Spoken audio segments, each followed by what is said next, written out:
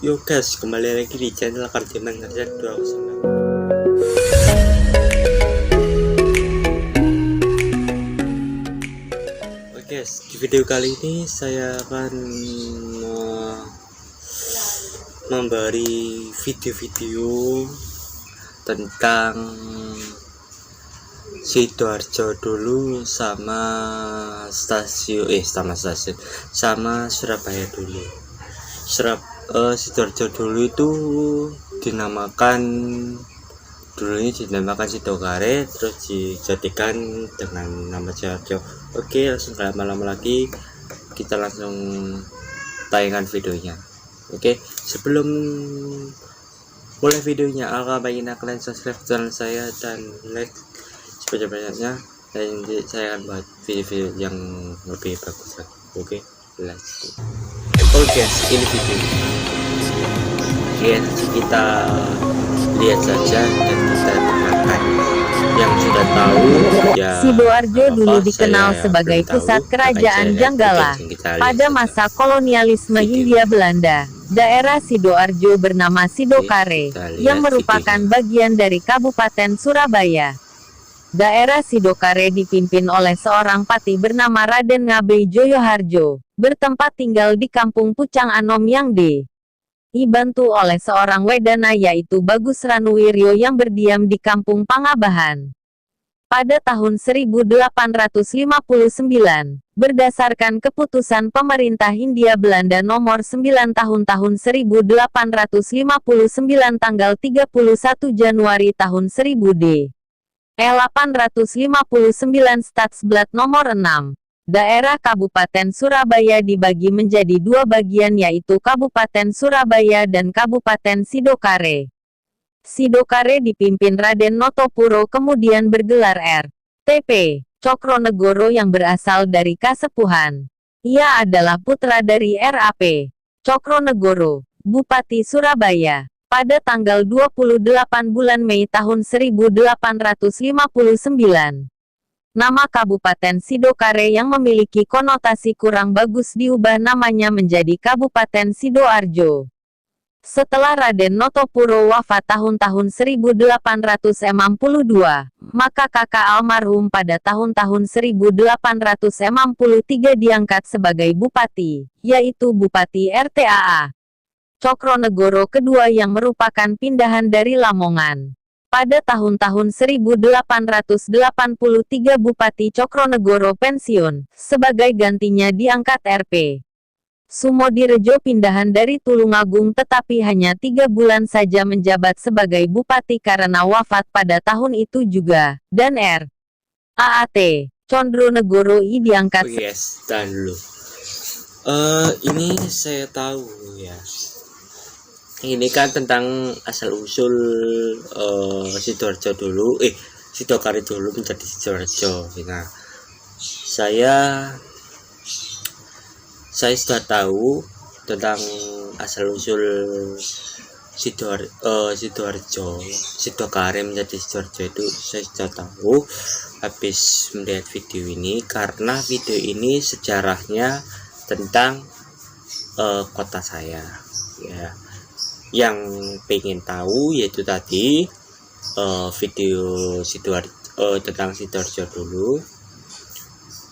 Dan Sidoarjo dulu kan stasiunnya kan berbeda ya, mesinnya berbeda. Nah, terus di desa saya itu kan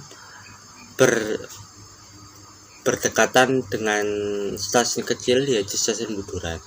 Itu dulunya itu stasiunnya itu standar biasa ya, biasa gini, tapi sekarang nggak biasa, nggak dataran, tapi sekarang itu tinggi dan ada ya kayak peron gitu loh ya. Sekarang itu peron, dulunya bukan peron, dulunya itu kayak lantai biasa gitu, kayak kayu-kayu biasa gitu kayaknya dulu itu kan. Dulu itu belum ada tackle ya, makanya langsung dikasih itu, bukan dikasih apa ya, nggak tahu dulu itu dikasih apa. Dan dulu itu bangkitnya stasiun itu kapan saya belum tahu, dan saya belum tahu videonya, sejarahnya saya belum tahu dan belum cari. Saya akan cari selusulnya, nanti saya akan membuatkan videonya. Oke, lanjut kita gantinya. Pada masa pendudukan Jepang, tanggal 8 Maret tahun 1942 sampai 15 Agustus tahun 1945, daerah delta Sungai Brantas termasuk Sidoarjo juga berada di bawah kekuasaan pemerintahan militer Jepang, yaitu oleh Kaigun atau Tentara Laut Jepang. Pada tanggal 15 Agustus tahun 1945, Jepang menyerah pada Sekutu.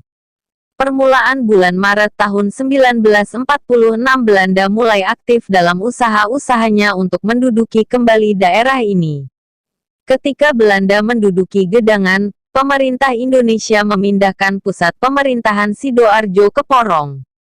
Daerah Dungus sekarang di Kecamatan Sukodono menjadi daerah rebutan dengan Belanda.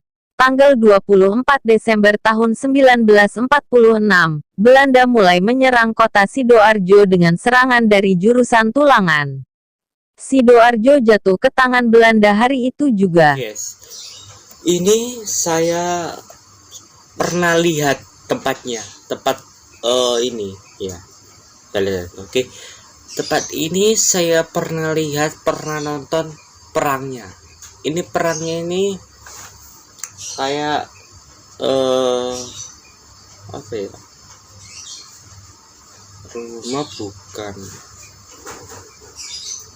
oh iya rumah ini ya, kayak rumah kayak desa gitu ya dulunya, ini desa dulunya, iya ini dulunya desa, tapi sekarang ditempati oleh jalan raya atau jalan kecil biasa. Ini dulunya perangnya di sini, dan ini banyak orang di sini, dan tidak ramai yang kayak seperti sekarang ini. Dulu itu sepi ya, gak rame.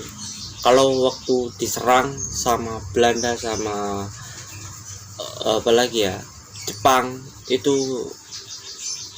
belum diserang oleh penjajah-penjajah di negeri-negeri yang lain. Indonesia ini damai dan tentrem ya. Dan semenjak ada peperangan ya, dan maka itu langsung digerakkan tentara-tentara pelawan kita, langsung itu menuju ke lokasi perang, dan di sini tempatnya. Ini saya tahu sendiri, tahu lihat sejarahnya ini, makanya saya tahu sedikit, nggak tahu banyak ya, soalnya kan saya belum mendalamkan lebih dalam sejarah Indonesia melawan Belanda dan Jepang. Oke, kita lanjutkan lagi. Oke, kita. Pusat pemerintahan Sidoarjo lalu dipindahkan lagi ke daerah Jombang.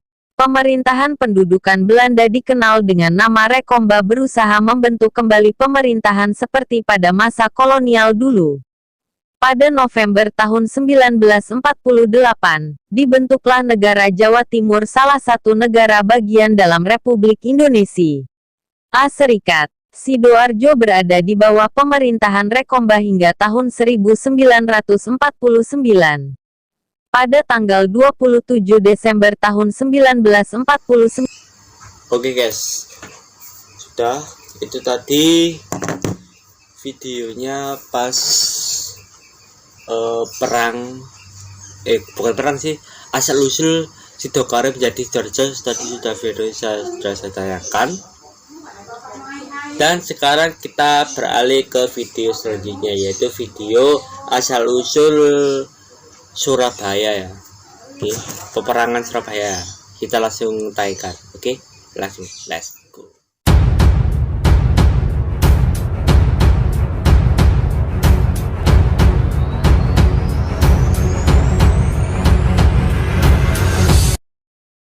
Pada tanggal 31 Mei tahun 2020 merupakan hari ulang tahun HUT Kota Surabaya ke-727 tahun. Surabaya yang dikenal sebagai kota pahlawan ini berdiri pada tanggal 31 Mei tahun 1293. Surabaya sudah ada cukup lama. Kota Surabaya merupakan salah satu kota terbesar di Indonesia yang berada di Provinsi Jawa Timur, Jatim. Sejarah Kota Surabaya. Dikutip situs pemerintah Kota Surabaya, berdirinya Kota Surabaya tidak lepas dari peristiwa peperangan antara Raden Wijaya dengan pasukan Mongol, China. Pertempuran tersebut terjadi pada tanggal 31 Mei tahun 1793 di Jawa, tepatnya di wilayah Surabaya. Pada pertempuran tersebut Raden Wijaya yang merupakan pendiri dan raja pertama kerajaan Majapahit mampu mengalahkan pasukan Mongol. Raden Wijaya menjadi raja pertama kerajaan Majapahit pada tanggal 10 November tahun 1293. Akibatnya kekalahan tersebut, pasukan Mongol terpaksa mundur ke laut dalam kejaran pasukan Majapahit dan meninggalkan tanah Jawa kembali ke China. Peristiwa tersebut kemudian dijadikan sebagai tanggal berdirinya Kota Surabaya. Kedatangan pasukan Mongol ke Jawa awalnya untuk menyerang kerajaan Singasari.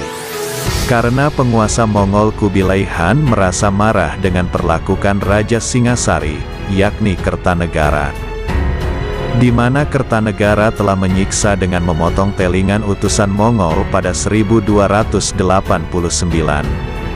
Kemudian Kubilai Han mengirimkan ekspedisi besar ke Jawa sebagai ungkapan kemarahan.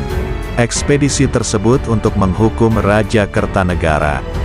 Namun sebelum pasukan Mongol tiba di Jawa, Raja Kertanegara sudah terbunuh dan kerajaan Singasari lengser antara tanggal 18 Mei dan tanggal 15 Juni tahun 1292 akibat pemberontakan. Memiliki nilai heroisme, kepahlawanan. Sejak awal berdirinya Kota Surabaya memiliki sejarah panjang dengan nilai-nilai heroisme.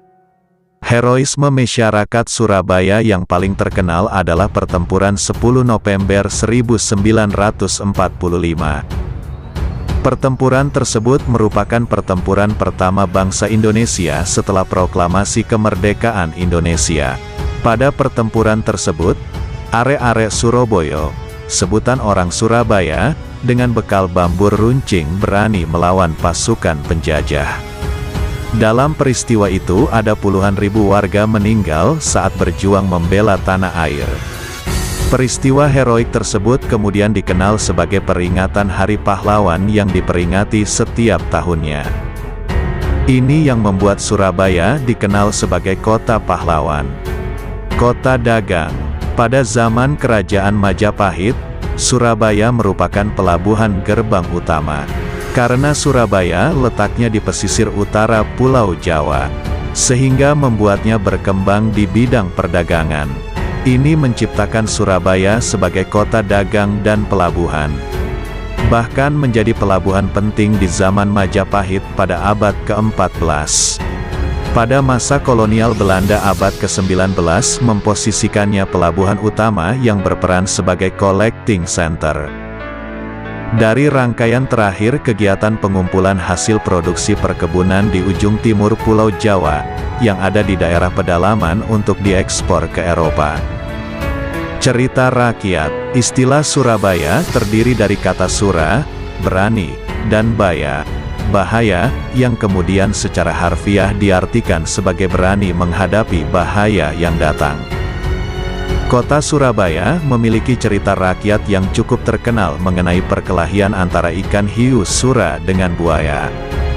Dalam buku Sejarah Kota Surabaya, 2018, karya Priyo Jatmiko, dahulu di lautan luas sering terjadi perkelahian antara sura dan baya. Keduanya sama-sama kuat, tangkas, cerdik dan rakus. Sudah berkali-kali mereka berkelahi tapi belum pernah ada yang menang dan kalah. Kemudian mereka mengadakan kesempatan dengan membagi kekuasaan menjadi dua. Sura berkuasa sepenuhnya di dalam air dan harus mencari mangsa di dalam air. Sementara Baya berkuasa di daratan dan mangsanya harus berada di daratan. Sebagai batas antara daratan dan air adalah tempat yang dicapai oleh air laut pada waktu pasang surut.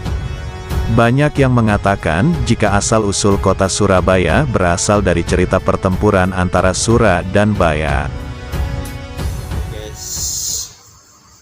Video tadi saya sudah bisa memahami sedikit tentang Surabaya dan Sidoarjo tadi. Sidoarjo dan Surabaya tadi saya sudah bisa memahami sedikit demi sedikit ya. Saya selagi saya sudah tahu sejarah Sidoarjo dan asal-usulnya, saya memahami sedikit.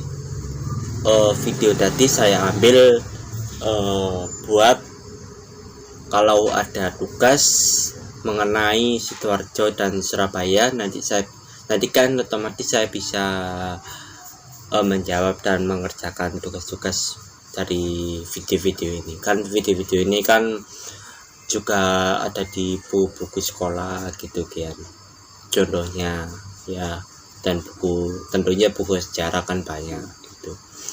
Saya sih mau beli buku sejarah ya, dan buku sejarahnya itu sangat mahal ya, soalnya bukunya tebelnya nggak tahu tebelnya segini atau segini, nggak tahu, soalnya tebelnya banget tuh. Soalnya kan itu buku sejarah, buku perang ya, buku itulah pokoknya perang tadi ya. Buku perang itu kan ceritanya kan banyak, masa-masa tahun kan banyak, dan maka itu buku sejarah itu bisa tebelnya segitu loh.